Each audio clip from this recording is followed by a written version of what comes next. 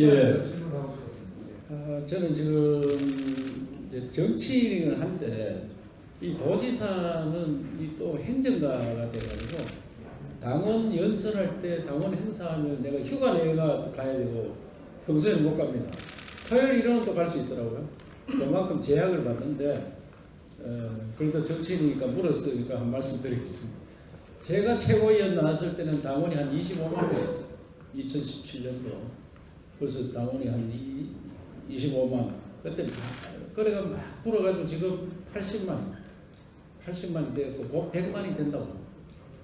당대표 선거를 하면 당원 가입을 많이 합니다. 100만이 되면은 우리 인구의 그 2%가 되거든요. 2%가 되기 때문에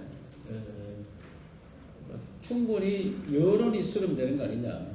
또 요새 당원들이 보니까 또 옛날에 젊은 친구들이 없었는데 20, 30대도 많이 들어와 있고 이 연령대별로 비슷하게 돼가 있는 데다가 지역별로도 과거에는 대구, 경북이 30%를 차지했는데 지금은 한 반 정도로 줄어들었습니다.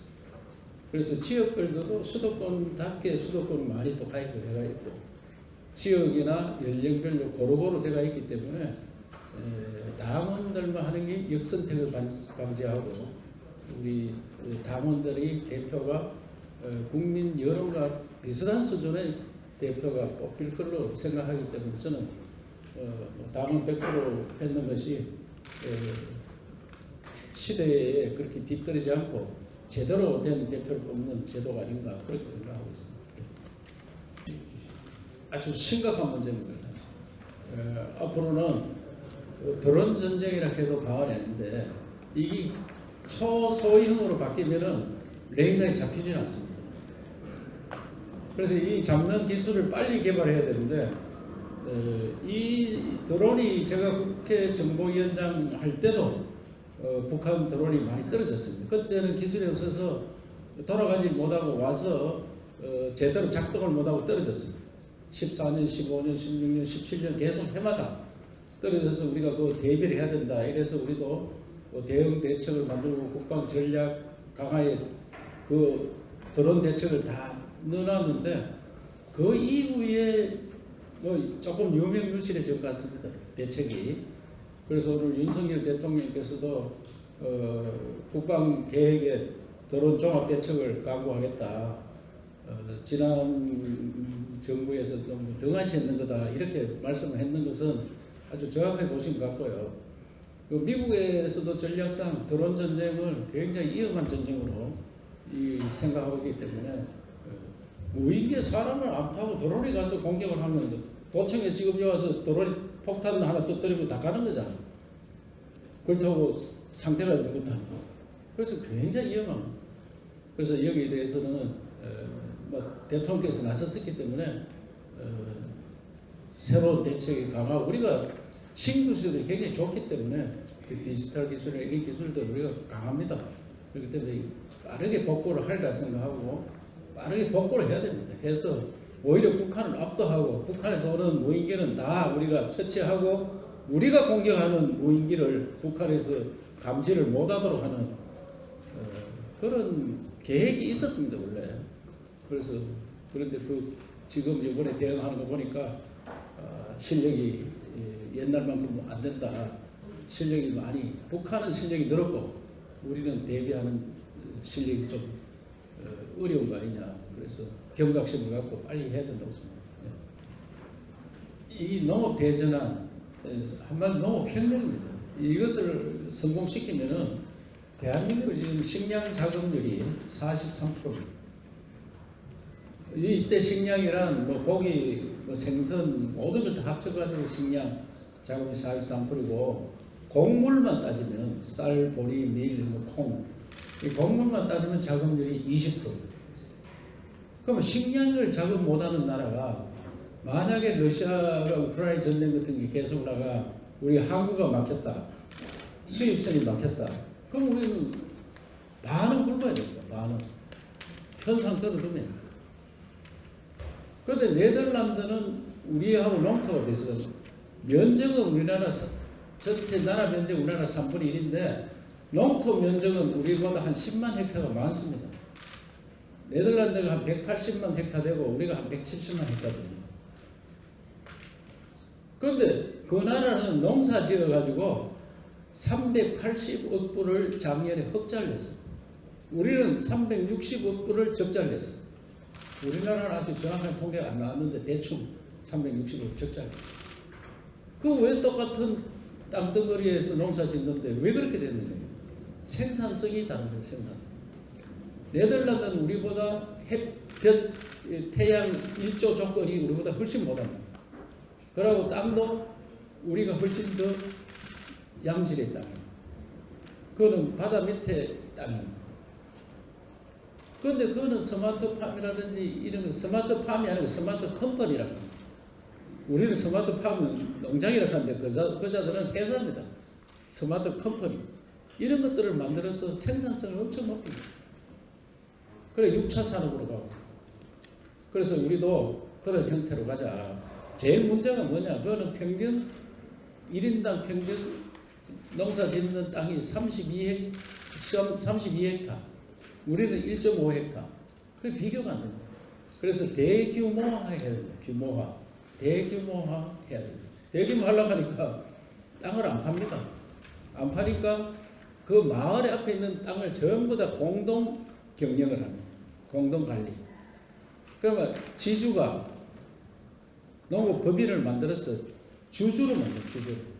내 땅을 요걸 딱 내놓으면은 이 3년 동안 평균 소득이 얼마냐 다 압니다. 대충 소득 나락 농사 지면 얼마, 콩하고 뭐 양파 뭐 얼마 이 알기 때문에 나락 농사로 예를 들면은 한 마지기 200평을 빌려주면은 농사 자기 안 짓고 남한테 짓도록 하고 받는 돈이 한 40만 원 됩니다. 40만 원.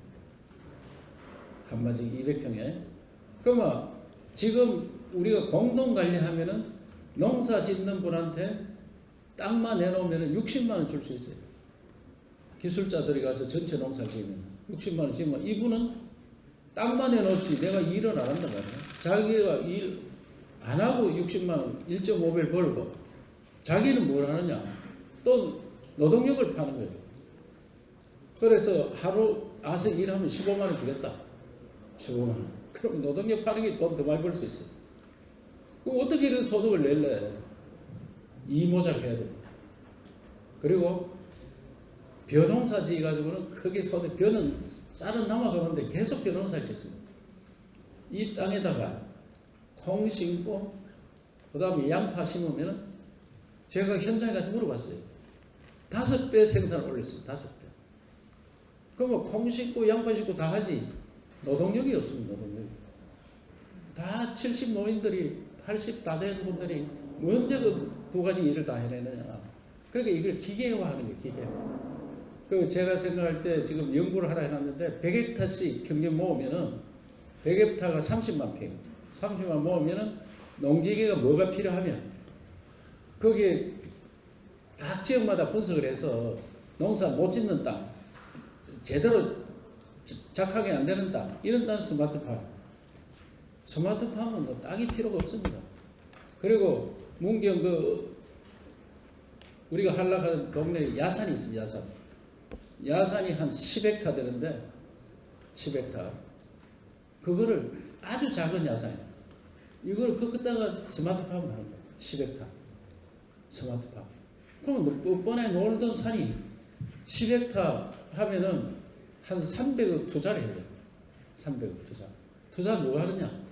그래서 농협 보고 제가 늘 하는 게 너가 투자를 해라. 농민들이 어떻게 투자를 하나요? 300억. 그 스마트팜을 확실히 10헥타 만들려고 하면 한 300억 들어야 돼요. 그것을 농협에서 투자를 해서 10년 안에 다 가가고 다 갚고 이게 일하는 사람들 월급 형태로 주는 거예요. 네덜란드 그래 합니다. 라보 은행이라고 만들어가지고 내가 이거 투자를 하고 싶다 하면 자기들이 직접 돈을 주고 10년 동안 계산해가 네 월급 얼마. 근데 젊은 청년이 거기에서 월급을 한 달에 한 300만, 400만 원 받더라고요. 그 우리 500만 원 줄게 우리가 한테 가자 하니까 이거 10년 있으면 내 거 되는데 월급은 받고 한 10년쯤 자기가 되는 거예요. 그러니까 청년들 여기 와서 많이 고용하고, 그리고 또 우리 농업 대전환 위원장을 그 병아리 키우는 하림 그 회장을 우리가 공동 위원장 모셨어요. 병아리 키우면 35일 만에 한 200만 원씩 버는 거예요. 그럼 노인들이 얼마든지 할 수 있어요. 시설은 자기들이 하고 가서 관리만 해주면, 그 빈 땅에, 그 하천 끝에 노는 땅에 그걸 쫙 지어가지고 그 물뿌리 와서 하루 들다 보면 되는 거예요. 그냥 자동 조절이기 때문에 35일만 하면 또 나가고, 그 뭐 35일만 200만 원 수입할 수 있다. 그럼 농촌이 부자로 만들 수 있습니다. 지금보다 소득은 2배 이상은 다 만들 수 있다. 2배 이상. 그리고 생산량이 엄청 높아지고. 그럼 대한민국 이렇게 다 바뀌었을 때 어떻게 되겠느냐. 상주는 지금 1000헥타를 모았어요. 1000헥타. 300만 평. 그것을 농업기술원장 요번에 공로 연수 들어가는 분이 있습니다. TF를 만들어라. 니 뭐 1년 동안 공무원 아니냐 아직도. 그거 가서 TF 만들어가지고 누가 필요하냐 이게. 사람 필요한 사람 나누어서 TF 한 5사람이 들어가서 기술자도 불러오고, 그 다음에 이건 뭘 할 거냐. 계획을 딱 수립해가지고 스마트팜 할 거냐, 뭐 빙하리를 키울 거냐, 대마를 할 거냐, 전부 계획적으로 농사를 짓는 거예요. 이래 하는데 제일 중요한 거는 지주들이 땅을 내놔야 됩니다. 땅을 안 주고 구역구역 내가 짓겠다 이렇게 하면 이게 참 힘들어집니다. 그래서 이런 설득들을 통해서 대한민국을 완전 농사 짓는 사람이 제일 잘 사는 그런 나라로 만들어요. 왜 몸띠 팔아먹는 도시 근로자보다 땅을 가지고 있는 농촌 농민이 못 사느냐 이게. 더 잘 살아야지. 네덜란드는 일반인들은 5만 5천 불이고 농민은 8만 불입니다. 소득 8만. 우리도 그런 나라 만들어야 된다. 이거 대통령께도 다 보고했습니다. 이런 나라 만들 테니까 농림부에서 지원할 거 다 지원해줘라. 그래서 계획만 딱 수립되면은 농기계 같은 이런 거 농림부하고 우리하고 해서 농기계 같은 거 많이 지원해줘야 돼. 그래서 새로운 시대를 열어가겠다. 이게 만약에 성공하면 대한민국은 식량 작업자도 떼고 네덜란드처럼 수출하는 그런 나라로 바뀌는, 정말 대한민국 역사상 혁명이 왔다는 이야기를 듣도록 한번 해보겠습니다. 홍준표 씨하고 28일 구리에서 만나서 구리 대구 편입하는 거 축제를 하니까 거기서 노래 한 잔을 같이 하고 그러죠. 그 걱정하지 마세요. 홍씨랑 저는 남보다도 친하고 뭐 전혀 관계 없으니 너무 언론에서 자꾸 둘이가 사이가 나쁜 거 아니냐 하는데 전혀 나쁠 이유도 부딪혀 본 적이 없습니다. 한 번도. 국정감사 했을 때 묻는데 제가 대꾸하지 마라 이렇게 때문에 부딪혀 본 적도 없고 부딪힐 만한 일도 없었고, 대경연구원 분리하는데도 야, 네 마음대로 해라 그래가지고 대구연구원과 경북연구원을 분리를 해가 1월 1일부터 발족하는데 그 뭐 전혀 그 못하겠다 뭐 이런 것도 없고 하니까 부딪힐 일 없다는 말씀 우선 드리고, 전기요금 차등제 국회 가서 토론을 했습니다. 근데 우리는 막 우리 생산하는데 왜 우리는 똑같이 쓰느냐 이래 하는데, 그 전문가들이 와서 묻는데 그 뭐 송전하고 배전이 있는데, 송전은 그 우리가 원자력 발전소를 우리가 예를 들면은 원자력 발전 만드는 데는 그 한 기 만드는 한 5조 이상 들잖아요. 한데 송전과 서울까지 가는데 그 계산하니까 그렇게 많이 안 나온다 이 말입니다. 그 배전 있잖아요. 송전 변전소에서 집으로 보내는 거. 배전. 오히려 너들이 그 손해 안 겠냐. 왜 띄엄띄엄 집이 있으니까. 그래서 그것 때문에 지금 계산 방법이 달라가지고 다투고 있습니다. 지금 다투고 있어서 이번에 결론이 안 나가지고 제가 보고를 못 드리고, 그거는 좀 더 연구가 돼야 되고, 차라리 제가 요번에 그 신한울 1기를 하면서 신한울 3, 4호기는 국가 전력망에 연결하지 않고 우리 민간이 지어서 우리가 그냥 쓰겠다. 그게 무슨 말 알죠? 그럼 수소 같은 게 전기가 많이 드는데 개인이 원자력 발전소를 지어서 국가 배전망하고 상관없이 그냥 쓰면은 원가가 한 40원 칩니다. 40원. 지금 원전을 국가 배전망에 연결하면 한전에서 60원 받거든요. 60원 받는데 그보다 싸게 할 수 있어요. 송전망이 필요가 없으니까 이거는. 송전할 필요가 없고 우리 울진에서 만들어서 그 자리 국가 산단에 수소 발전 만드는데 공급을 해줍니다. 그런 것들을 검토를 해보는 게 오히려 지역 발전에 큰 도움이 안 되겠느냐 하고 차등 요금제도 계속 연구를 하고 있다는 말씀을 드리는데 다툼이 심하다. 그래서 지금 국회에 가서 제가 막 깜질렀습니다. 야 인마, KTX도 나라에서 다 만들었잖아. KTX. 왜 서울 출발하면 대전과 대구와 부산이 요금이 다르냐. 이거 똑같이 받지. 그거하고 똑같은 거 아니냐. 다 나라에서 만들지. 그래도 가는 길에 따라서 돈 더 받는 거 아니냐. 이것도 그래 하라 하니까 거기에 막 수도권 논리가 많이 있습니다. 그래서 법으로 들어가면은 만들기가 굉장히 쉽지 않아 가지고 지금 투쟁 중에 있다는 말씀을 드리겠습니다. 예. 기초에 한번 들어가겠습니다. 경북도민으로 김우석. 그리고 시도지사 협의체, 시장 군수 구청장 협의체, 또 의회 협의체, 시군구 의회 협의체 네 협의체와 그 간부들이 대통령과 만찬했습니다. 그래서 이태원 사고가 지방자치경찰 문제 아니냐. 자치경찰 업무다 그거는. 그 진작 넘겨줬으면 이상민 장관 옆에 있었어요. 이상민한테 책임져라 이야기하는 게 아니고 오세훈 시장한테 책임져라 해야 되는데 왜 끄랑고 앉았다고 그런 일이 벌어졌냐. 알았다. 다 넘겨주겠다. 이제. 그리고 서방도 국가식으로 해놓고 왜 돈 자꾸 우리한테 내라고 하느냐. 인사는 사실상 우리가 한다고 하는데 본부장도 그거 다 임명하고 인사는 뭐 제가 사인을 하긴 합니다만은 다른 시도 대부분이 서방 본부장한테 맡겨놓는다. 저도 뭐 그냥 맡겨놓습니다. 너 알아서 해라. 그 대신에 이거를 보고 경력이나 이런 걸 보고 내가 틀리면 하는데 이번에는 서방을 이상민 장관이 시도에서 직접 인사를 하는 게 좋겠다. 국가직업대가 있도록. 그래서 인사과에 소방 팀을 하나 만들어서 좀 더 자세히 들여다봐야 되겠다는 생각을 갖고 있습니다. 어제 그 중에 우리 상주가 인구가 2년 연속 10만 미터로 떨어져서 부의사관에서 서기관으로 떨어졌습니다. 부단체장이, 부시장이. 그래서 내가 이게 말이 되느냐. 인구 기준으로만 하니까 이런 일이 벌어지는데 상주가 땅이 서울의 2배 많이고 땅이 소대지가 그 사람 식구보다 더 많고 산이 있고 강이 있고 홍수 피해 관리할 게 얼마나 많은데 인구만 따지가 그렇게 하면 어떻게 하느냐. 그 시민들의 실망감이 얼마나 크겠느냐. 강력히 내가 항의했습니다. 그 시행령 그걸 왜 그 따로 만들어가지고 그래가지고 어제 합의한 거는 군수고 부군수고 부시사임 50만 미만은 모두가 부의사관을 하는 걸로 93개의 기관이 서기관이 들어가 있더라고요. 그거를 전부 부의사관으로 올리는데 하루아침에 다 올리기는 어려우니까 차츰 바꿔나가겠다. 그래서 무슨 상주 같은 떨어지는 것들 하다가 떨어지는 원래 7군데 떨어졌어요. 전국에.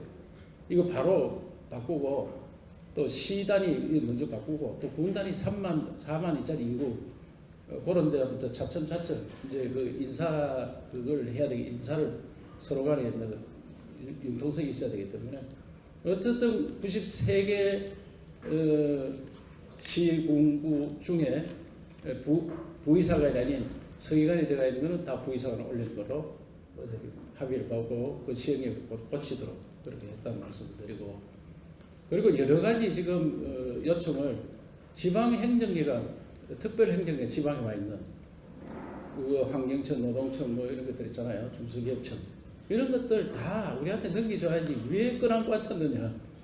그것은 다음 중앙지방협력회의 때 의논을 하기로 했습니다. 그래서 어제 일단은 부단체장들 서기관급은 다 부의사급으로 올리는 것을 합의를 했다는 말씀을 드리고 곧 우리도 우리 지역에 관계된 것들도 1월 중에 새로 시작될 거다. 1월 아니면 2월 될 거면 시행령 고치는데 또 국무회의도 해야 되고 뭐 여러 가지 있으니까 그래 하더라고요. 하여튼 대통령께서는 지방에서 할 수 있는 건 다 하는 게 맞다. 지방에서 할 수 있는 건 다 하는 게 맞다. 그래서 강력한 지방시대 의지를 갖고 계시고 지방으로 가는 게 좋아. 어제 특별히 또 우동기 지방균형발전위원장이 참석해서 공공기관 이전을 조속히 하도록 하겠다.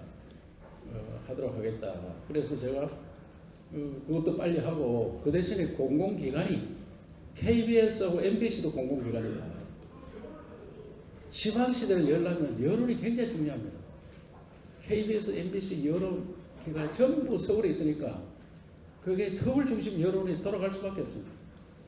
공공기관, KBS, MBC 공공기관, 여기 다른 언론기관도 혹시 공공기관이 있으면 말씀해 주시면 서울에 있는 것을 지방으로 옮기는데 제가 요청을 드리도록 해요. 그것도 요청 분명히 드려서 KBS, MBC 지방 옮기자. 지원해 준다. 말씀을 드리고 애를 놓는데 애를 와서 하루 시간제로 봐주면요. 시간제로 봐주면은 보통 250만 원 줘야 돼요. 그 종일 봐주면은 350 내지 370만 원 줍니다. 그런데 전업주부 해가지고 250만 원 다섯 키우면은 우리나라 사람 꼼짝도 안 합니다. 그 정도 가지고는 꼼짝도 안 하고 저는 돈으로 물론 돈 지원해주면 도움이 되지만 돈으로 애기 놓는 거 하면 굉장히 어렵고 사회 문화를 완전히 바꿔야 됩니다. 사회 문화를 일찍 돈벌이를 마세요. 우리는 너무 늦습니다 지금. 대학원까지 나가 공무원 들어오는데 보면 30살 넘었어요. 20대 들어오는 공무원들은 아주 빠르게 오는 거고 다 30대. 그리고 30 초반 들어와가지고 2, 3년 뭐 준비하고 뭐 입하다 보면 40살 언제 돼버리고 결혼할 생각도 못하고 너무 치열하게 경쟁하고 삶이 너무 핍박합니다. 취직하더라도 서울로 가다 보니까 살기가 너무 하루 2시간 이상 출퇴근 걸리니까 하루 4시간을 갔다 오고 또 월급 조금 받았는 가지고 자기 살기도 빡빡하고 언제 결혼해서 애 키우는 거예요. 능력이 안 된다. 이런 나라 안 바꾸면 안 됩니다. 그래서 저는 외국의 선진국들은 70%가 대학을 안 갑니다. 네덜란드 대학 나왔다 해가 얼마 전에는 1년짜리 나왔습니다. 대학 안 갑니다. 고등학교 졸업하고 바로 취직합니다. 그것도 자기가 좋아하는 직업을 취미생활 하다가 그게 직업이 됩니다. 우리도 그런 문화를 바꿔야 되지. 그래서 일찍 생활하다 보면 일찍 결혼하고 그러면 애기 놓으면 나라에서 이 양육을 보육을 지원해 주는 게 굉장히 중요해요. 돈 주기보다. 애기 놓으면은 집에서 키울 때 한 2달간은 지원해 주고 사람이 가서 우리나라도 지원해 줍니다. 안동여기도 다 집에 와서 지원해 줍니다. 한 2달간은. 그리고 그 2달 넘으면은 이 보육을 할 수 있는 그 한 사람이 한 2사람 볼 수 있는 그래서 부모가 데려다 줘 가는 게 아니고 그 와서 애를 받아가서 봐주고 하루 종일 봐주고 데려다 주는 이런 제도를 바꿔야 된다고 생각해요. 돈을 주는 것도 좋지만 돈보다는 그래서 할머니가 보든 누가 보든 지원해 주는 그런 식으로 우리 아도 둘째 나가지고 키우는 거 보니까 매우 힘들어 하더라고요. 옛날 우리 때 크는 거의 안 죽어서 살았는 거고 우리는 그래 뭐 던져 놓으면 안 죽어서 살았고 덜에 갈 때 발 묶어 놓고 그냥 갔다 오고 그래도 살아남아가 오늘 이까지 다 있었는데 그런 세상은 이제 없으니까 이제는 선진국이잖아요. 선진국 다운 제도를 만들어요. 그래서 우리가 완전 돌봄 제도 이런 것들을 하면서 지원해주고. 저는 소방서마다 이런 거 만들었습니다. 갑자기 직장에 다니는 부모가 야근을 해야 된다. 그러면 애는 어디 학원이 있다. 데리러 가야 돼. 못 가잖아요. 그러면은 119에 전화하면은 딱 데려 들어와가지고 소방서에 그 데려다 어린이 센터를 다 만들어놨어요. 소방서마다. 그거 가서 봐주는 거예요. 그거 누가 봐느냐? 우리 의소대에서 나와서 당번으로 돌아가면서 애를 봐주고 전문가도 와서 봐주고. 그거 내가 영양 이런 데 가보니까 너무 좋아하는 거예요. 119 전화하면 애 달다 보는 거예요. 그래서 내가 119를 가장 믿고 있다 사람들이. 119 전화해가 애 들고 갔는데 그 뭐 6일을 당하겠습니까? 그래서 국가에서 애를 길어주는 이런 제도로 가야 된다. 그런 생각을 해요. 예. 윤무수 본부장, 문화비리 윤무수 본부장. 대통령 말고 뭐 하시고 싶은지 그거요. 우선 인사는 공무원이 우리 자원에 안에 있는 이 공무 정년이 보장된 공무원들이잖아요. 그래서 이 플러스해서 경북연구원에 지금 제가 요청해놨는 것은 은퇴과학자들을 모셔서 집을 우선 한 50채 지어서 새로 돌 수 있는 그런 은퇴과학자 모셔서 경북연구원으로 모시고 옵니다. 그분들이 도청 연구를 전문가들이 와서 힘을 보태는 이제 전문가 시대입니다. 그렇게 하자. 그 은퇴과학자가 아니고 진짜 돈 많이 주는 과학자들은 여기까지 모시기 어려우니까 오히려 교수나 연구원에 있던 분들이 나오면은 자기가 제자들도 있고 아이디어가 많이 있을 거다.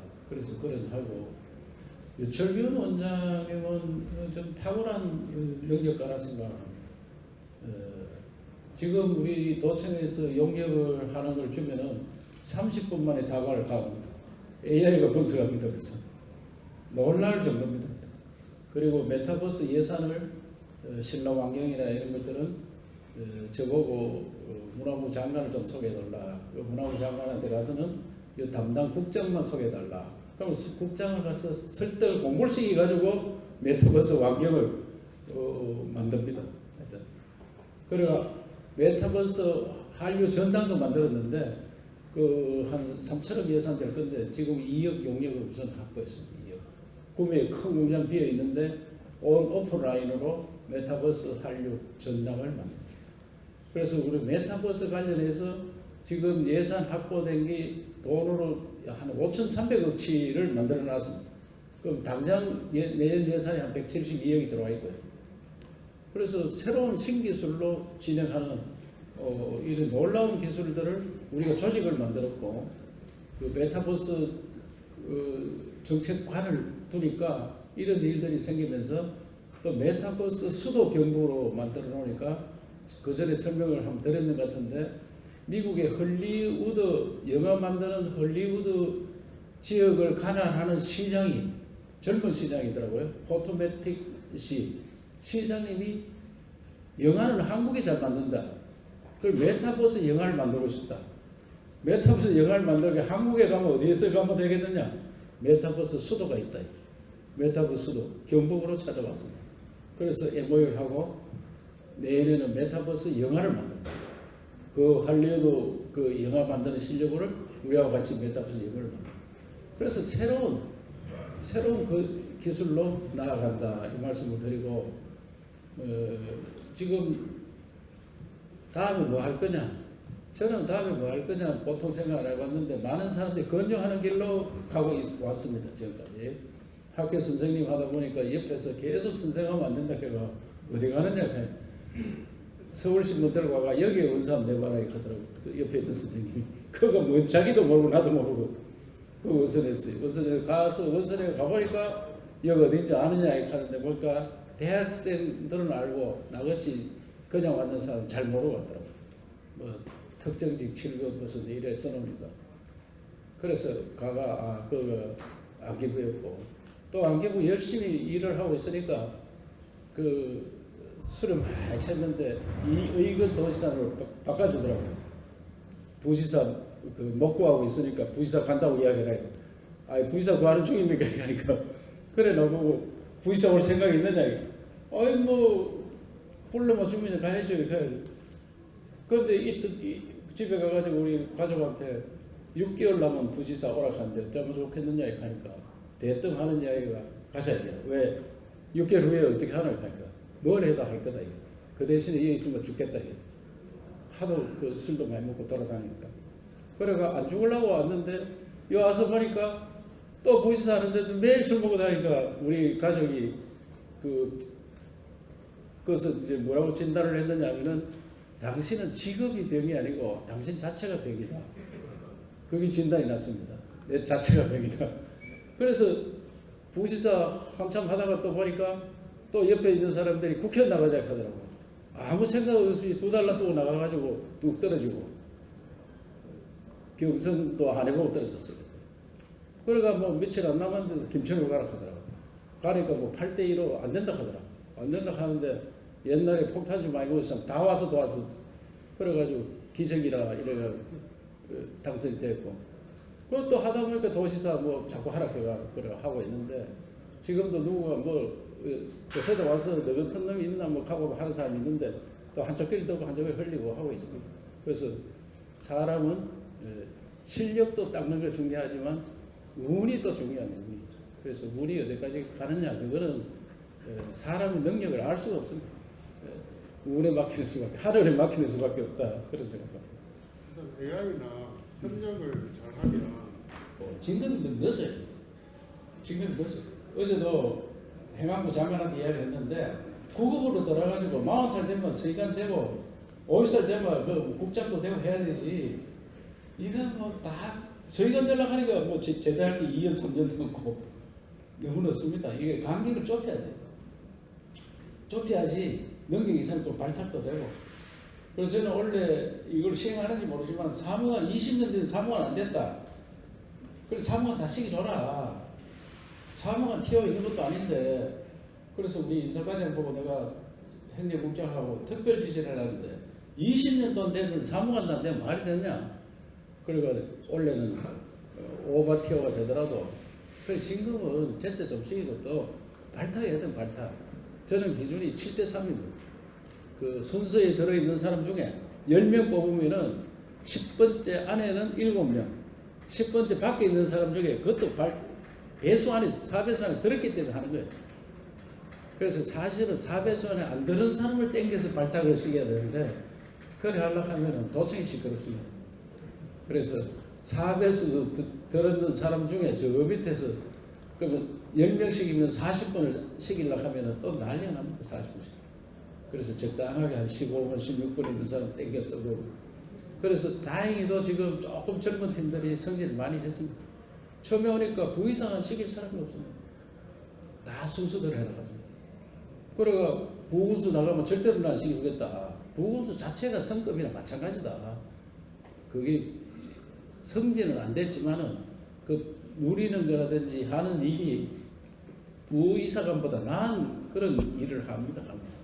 그래서 너는 진급했는 걸 생각하고 더 이상 없다. 이랬는데, 뭐, 대상되는 사람이 없으니까 할 수 없이 시켜주고 그런 일들이, 요번에도 오늘 뭐 인사 깨는지 모르겠지만, 부건수 나가는 사람 다 시킬 수밖에 없어요. 해당되는 사람이 그 사람들이고 나머지는 해당이 안 됩니다, 아직. 그래서 이런 어려움이 있다는 말씀을 드리고, 부건수 나가는 사람들 그 대신에 교육 다 가라. 교육 자원이 안 되면 또 못 시키는 거예요. 교육을 몇 명 가야 되는데 대상이 안 돼요. 65년생은 대상이 안 됩니다. 그래서 몇 년 있으면 이제 제가 많이 발탁을 해놔가지고 내년부터는 자원이 풍부할 거예요. 넘쳐나십니다. 그래서 정말 오 기자님 말씀대로 발탁 인사 굉장히 중요합니다. 저는 심지어 노조이 간부들한테 찍어가 온나 발탁 못 찍어옵니다. 내가 독단적으로 하는 게 아니고 여러분들이 원하는 누가 일 잘하는 사람이 있느냐, 이 사람 좀 발탁해라. 그러니까 공무원은 그러니까 서로 간에 거기서 거기다 이래 생각하는 거죠. 거기서 거기다. 그래서 굉장히 어려움이 있다는 말씀을 드립니다. 예. 마지막이 될 것 같습니다. 스카이데이. 어려지서 일단 학교를 살려놔야 된다. 학생들 뽑는 데 지장이 있다. 이래서 제도를 했었는데 해도 계속 살아나지 못하고 있어요. 학교가. 더 이상 그 힘드는 학교로 계속 힘들고 살기가 어렵더라. 그래서 이제 우리나라도 선진국형으로 가야 된다. 한 70%는 고등학교 졸업하고 취직하는 그런 문화를 만들어야지 계속 대학만 가가지고 대학원까지 가고 하는 나라는 어렵겠다 하는 생각을 갖고 살릴 수 있으면 얼마나 좋았겠습니까. 그 사는 게 앞으로 불 보듯이 뻔합니다. 몇 년 내에 다 무너져. 몇 년 내에. 그래서 그런 거는 이제 더 힘드는 일이 되었구나 하는 생각이 들고 학생이 매년 10만 명씩 줄어듭니다.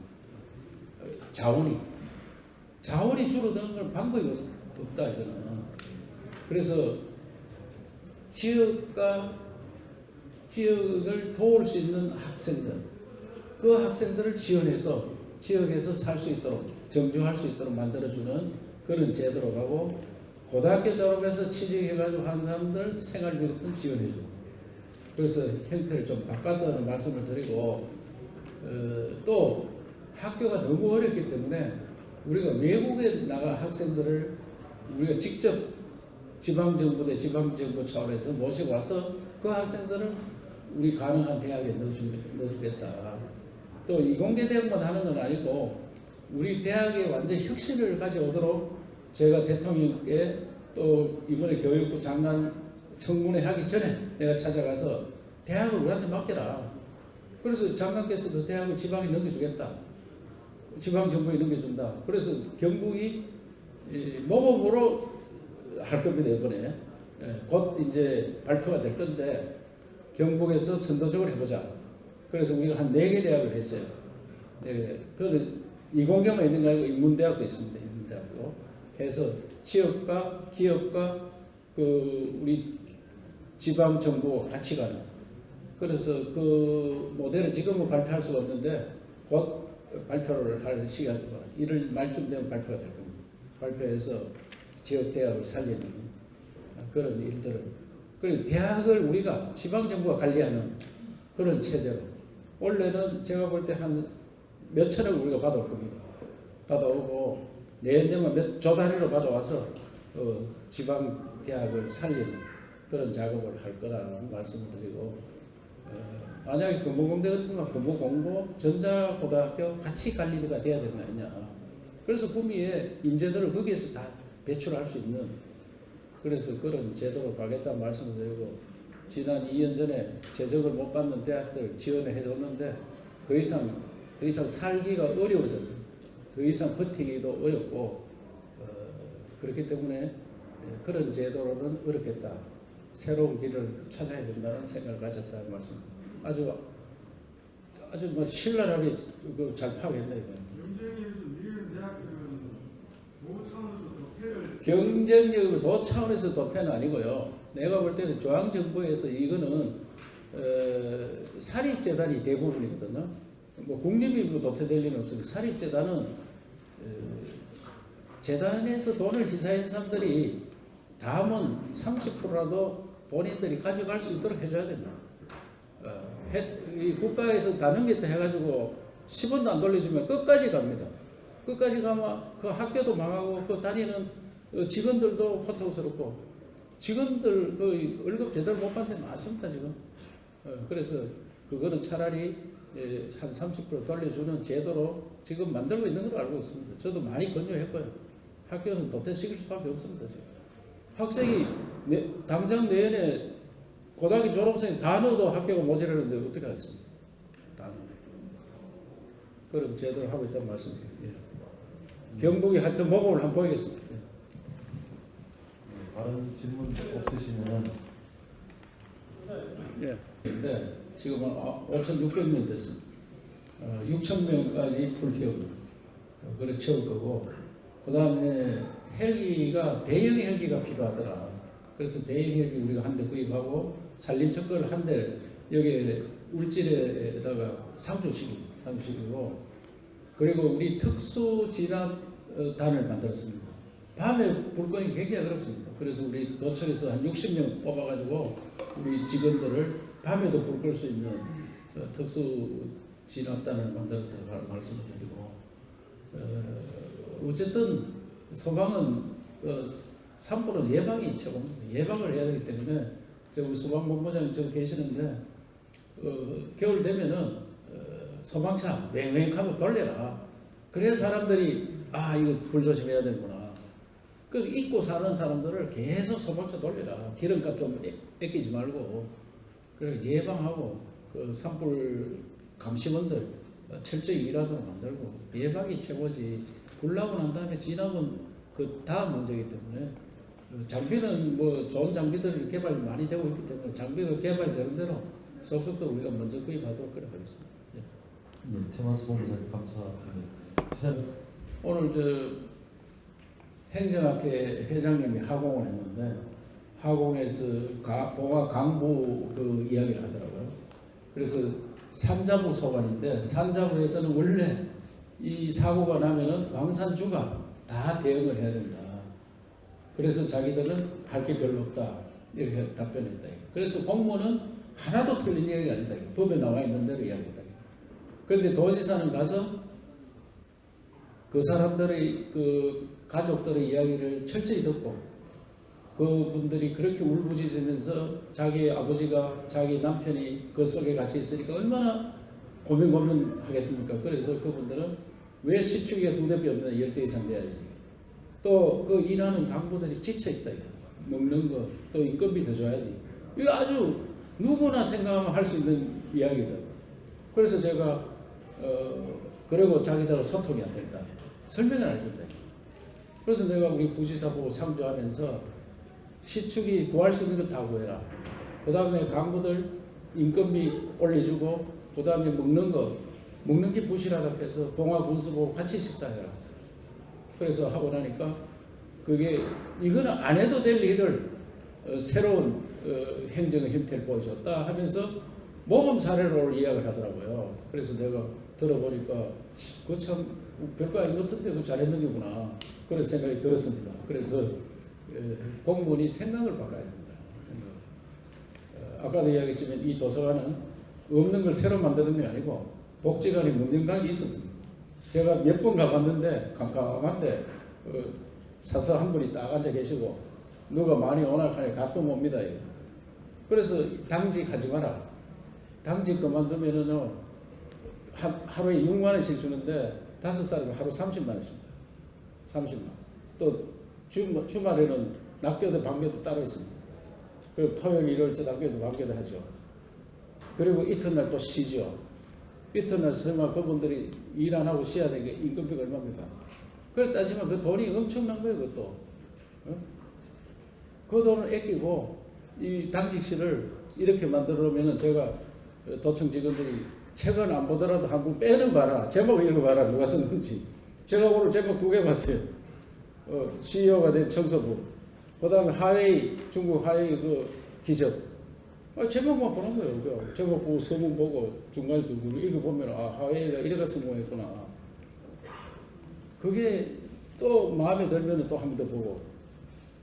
책을 처음부터 끝까지 정독하면 지어봐서 못합니다. 대충 서문 보고 저 말미에 보고 누가 평가해놨는데 평가 보고 나면은 책 오늘 몇 권 읽었다.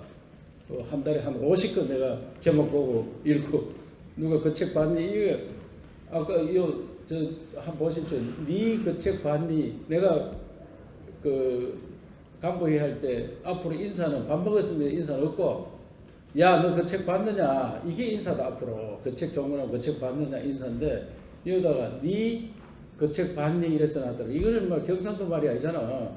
그래서 내가 점을 빼가지고 갖다 넣었어요. 너 그 책 봤나? 이렇게 점 2개 갖다 넣었다. 그래서 내가 점을 뺐어. 알았죠? 점 뺀 이유가 저거 갖다 넣으려고. 그래 오늘 그 한 해 너무 수고하셨고 한 해 바쁘게 다닌다면 격조했습니다. 소주도 한 잔씩 해야 되는데 연초되거든. 돌아가면서 그 기회를 좀 갖도록 하겠습니다. 수고하셨습니다. 네, 감사합니다.